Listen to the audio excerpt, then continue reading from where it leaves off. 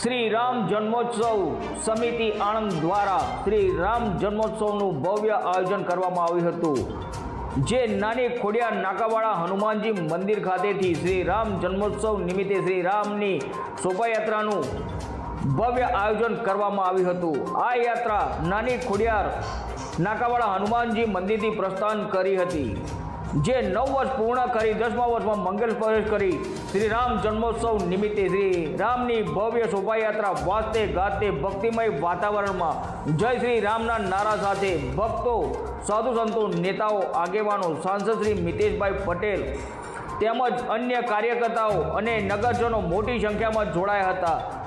અને આણંદ શહેરના વિવિધ માર્ગો પર ભગવાન શ્રી રામની શોભાયાત્રા નીકળી હતી અને આખું શહેર આણંદ ભક્તિમાં મગ્ન બની ગયું હતું। આ યાત્રા નવા રામજી મંદિર પહોંચતા જ ભગવાન શ્રી રામની આરતી કરી પૂજા અર્ચના કરી પૂર્ણાહુતિ કરવામાં આવી હતી। રિપોર્ટર ભગવત ભટ્ટ, આણંદ।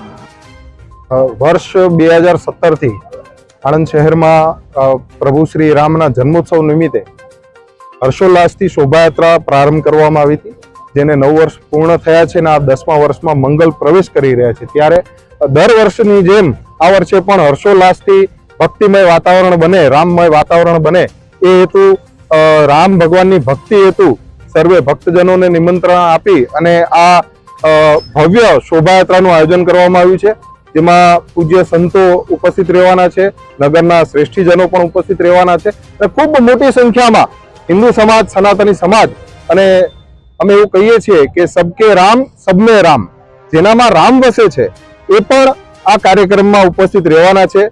ગયા વર્ષે મુસ્લિમ સમાજના અગ્રણીઓ દ્વારા પણ સ્વાગત, પ્રભુ શ્રી રામનું સ્વાગત કરવામાં આવ્યું હતું, જેને પણ અમે બિરદાવ્યું હતું। આ વખતે પણ સ્વાગત કરવાના છે। તો અમે એવું જ કહીએ છીએ કે ભાઈ સબકે રામ સબને રામ, તો બધા જ લોકોને રામમય કરવાનું એક વાતાવરણ બન્યું છે।